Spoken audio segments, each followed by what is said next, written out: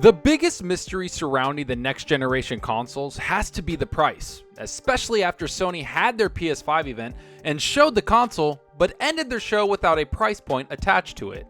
And because of that, a lot of people have been trying to gauge what exactly the consoles could come in at, which for the longest time everyone figured the Xbox Series X would come in at least $100 higher than the PlayStation 5. But now as time goes on, and a lot of people are starting to question if that rumor holds any type of weight, because for the first time in a while, Jim Ryan, the top PlayStation executive, was interviewed and talked about what they value in the console, which if you pay attention, isn't the price point, but instead what type of value the console gives their customer. It feels like a message to their fans to expect a little bit of a higher price tag on the next generation PlayStation console. And for the first time, we might have evidence that the Xbox Series X will challenge the PlayStation 5 not only in power, but in price. Which brings us to the question, is the PlayStation 5 going to be overpriced compared to the competition? Or will they challenge the Xbox Series X and try to undercut the only console competitors they have? Let's get into this interview by Jim Ryan and see exactly what he has to say about the next generation consoles. But first, like always, if you like the video, hit that subscribe button and that like button. The support is greatly appreciated. So right out of the gate, I do have to say I think the PlayStation 5 is going to be one amazing piece of hardware. It will provide some of the best gaming experiences we've ever seen in our lives, especially from a first-party perspective. But that doesn't hide the fact that PlayStation has been very hesitant in revealing their price, which to me shows they're in a staring competition with the Xbox, and they're waiting for either Xbox to show their price or they don't want to show it until way later. Either way, it's a chess match between Xbox and PlayStation, and we as gamers are lucky enough to have two multi-billion-dollar companies competing for our dollar. But this article starts off by talking about the PS5 event and how the price was mysteriously missing from the marketing push. Here's what they had to say. One of the biggest omissions from Sony's recent PlayStation 5 reveal event was what you can expect to pay for the console when it launches during holiday 2020. Everyone is wondering what the PS5's price will be, and according to PlayStation boss Jim Ryan, the company is working hard on balancing the price, but is prioritizing value ahead of its final cost. Now, that's a strange statement because usually Sony's PlayStation gave great value to its customers, but also provided a great price, much like PS4 was a slightly more powerful console than the Xbox One, but came in at $100 cheaper. It was one of the main reasons PlayStation was able to win the generation and take a massive lead that they never lost over the Xbox One.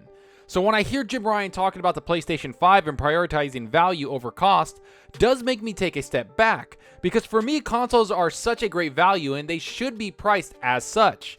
Especially when you take the current world situation we have right now, people are wanting more entertainment to escape and want more things to put their time into. Gaming has been one of those avenues for a lot of people, and it's something that Jim Ryan understands, which he points out here. In an interview with the BBC via Comic Book, Ryan noted the gaming industry's resistance of periods of recession, but ensured that Sony was working on the right value equation for the PS5. Here's what Jim Ryan had to say. Conventional wisdom and history show that our business is one of the more recession-proof businesses, explained Ryan. But I think this will sharpen our need to ensure that we focus on getting the value equation right, and I emphasize value as opposed to price.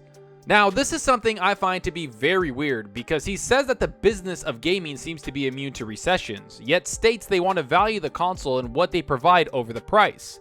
That to me is something completely opposite compared to what Phil Spencer himself said about the Xbox Series X. I mean, to refresh your memory, here's what Phil Spencer had to say about the price and how important they know it will be. Price will be important as well. In the end, if you look at it, price is usually a critical factor. I think if we look back at this generation at the beginning, I don't think the difference was games, he said. This is after Phil Spencer talked about the launch titles not being as important to the price on the console. Here's what he had to say about the price at the launch of a generation, especially the PS4 versus the Xbox One. If you look at the first couple of years of the Xbox One and PS4, I don't think that was the clear difference between the two platforms. At the beginning, I don't think that was the real difference, so I think that price will be important. The tone and direction Jim Ryan is taking the PS5 is very different to the one Phil Spencer is taking with the Xbox Series X. I mean, we've heard multiple times about how important the price of the consoles are. People have always brought up history and how the Xbox 360 launched at such a great price, all the while the PlayStation 3 launched at $600 and was torn apart for it. So when I hear Sony saying they want to put the price second compared to value, it's such a juxtaposition when you compare it to what Xbox has been saying for months now. Not to mention, this really does make the lack of price announcements from both parties that much more noticeable, because I truly believe Sony knows that Xbox is trying to compete in the price aspect of their console like never before. And if Sony comes in even at the same price of the Xbox Series X, that will be a massive mistake, because everyone knows that the Xbox Series X is going to be more powerful, and since that's the case, how on earth can the PS5 come in at the same price? It's just not justifiable. Now the big question mark is how many consoles will Xbox launch with? And as we know, Sony has two consoles coming in at launch. One with the 4K UHD disc and the other one being an all-digital console, which the article brings up here. Shaking up previous price guesses was the surprising reveal of two PS5 consoles, with the PS5 Digital Edition omitting the disc drive. Ryan was asked whether this would constitute a major price difference, to which he stood firm on the notion that it was done simply to offer choice to players. You're not going to hear anything on price today, continued Ryan, but many of our consumers are purchasing solely digitally these days. We thought that we would do what we typically try to do and just offer choice. It's funny, I remember when Xbox launched the all-digital edition of the Xbox One S. A lot of people hated it, but over time you started to see that console sold extremely well, and like history has shown, people will take convenience over anything else, which an all-digital edition of a console provides, which Sony saw Xbox do and was able to see the profit a console like that could provide, and instantly imitated that amazing strategy. And to be honest, I'm going to be buying the PS5 digital console because I know that I'll be getting the high-end Xbox Series X, and I'll have my 4K Blu-ray disc from that console. But the important aspect of the digital console is that it could provide a lower price console for the casual gamer, the person that doesn't want to put $500 down on a new console. But maybe, just maybe, the digital edition of the PS5 could come in at $449 or even $399 if we're lucky. But from what I've seen in this interview and how quiet Sony is with their price, I wouldn't be surprised if it's $449 or higher. Either way, I know that the PS5 will have a great value in it, but I also know that the greater value might come from the Xbox Series X, especially if it's the same price or even lower. No matter what, I can't wait to see what both companies announce, and I'll be enjoying this chess match between Xbox and PlayStation. Let's see who announces the price of their console first. I have a feeling it's going to be Xbox because so far they've been the one leading the charge when it comes to revealing what they're doing, and they're very transparent and are taking pride in being that transparent. Don't be surprised if both consoles come in at the same price, or if one gets bold and undercuts the other. Again, this benefits only us, the gamers. Let's just enjoy the ride, and let's see what games are going to be announced this coming July, and hopefully the price of the Xbox Series X. But enough of what I think about all of this. Tell me what you think about all of this. Is the PS5 going to be overpriced? Do you think the Xbox Series X is going to match the PS5's price? Which console will you buy if they're both the same price tag? Are you getting the digital edition of the PS5 like me? Or are you going to be going with the disc drive version of the PS5? Do you think Xbox will launch two consoles like Sony just announced? Will Sony confuse the customers because they have two consoles out? Ridiculous.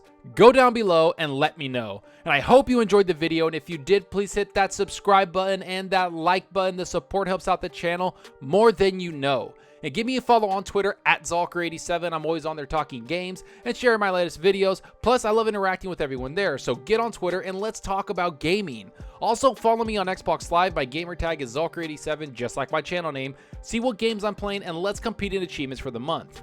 Right now, I'm currently playing The Last of Us. I'm almost done with the game. I've been playing that game a lot, and I mean a lot. I think I'm actually going to review it. I've really enjoyed it, and the game picked up a lot more as it went on. It's very brutal. The combat is extremely brutal, and I just love the story and the characters attached to it. I'm looking forward to The Last of Us 2 coming out this week. I'm going to dive deep right into that once I'm finished with this one. And I've also been playing Sea of Thieves. That game is so fun.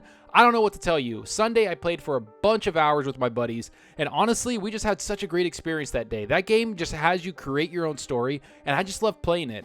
So go down below, tell me what you guys are playing. I'd like to know what everybody's playing this week, and if you guys are going to be jumping into The Last of Us 2 like I am over the weekend. And that's all for now. Thanks for watching, and until next time, remember, enjoy your gaming. Later.